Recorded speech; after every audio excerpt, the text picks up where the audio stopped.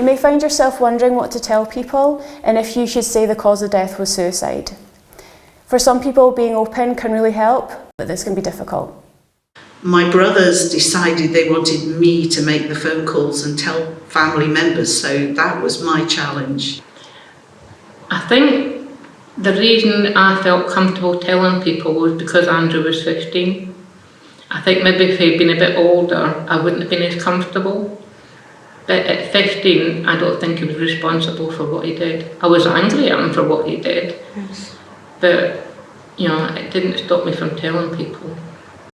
Sadly, there's still an element of stigma around suicide and mental health problems. This can lead to misunderstandings and unhelpful attitudes in others. This can make it more difficult for those affected by suicide.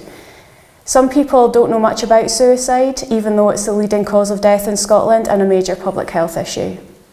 One of the next big things was meeting somebody who said, "Oh, I've not seen you in ages, what's been happening?" And I explained, and she said, "Oh, my brother took his own life." And that was like a door opening for me that I hadn't realised I was trapped behind, and that I knew somebody else who had faced this whole thing. And I was never ashamed of my mum, but at the same time it was really good to meet somebody who did actually understand, but who wasn't an immediate family member.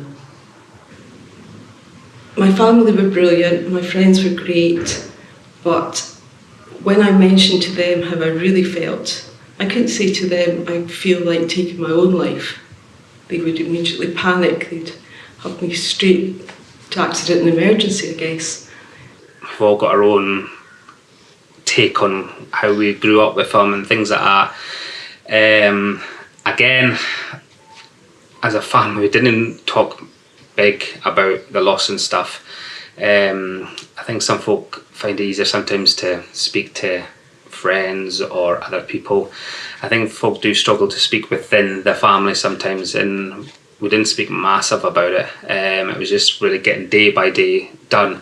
So he's always there in our lives, and Graham's children know their Uncle Andrew.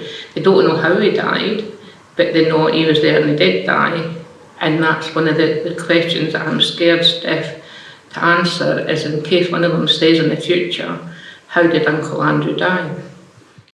Ultimately, only you can decide what to tell people. You may wish to tell only close family and friends or those you feel need to know, or you may want to disclose to anybody who asks. It can be difficult to keep things hidden, and people can often speculate about what they think may have happened.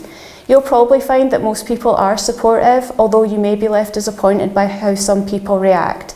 Some people may feel scared, they may be afraid, they may feel helpless, and they may just not know what to say. They might also feel they're at risk of upsetting you, and they just might not want to talk about it at all.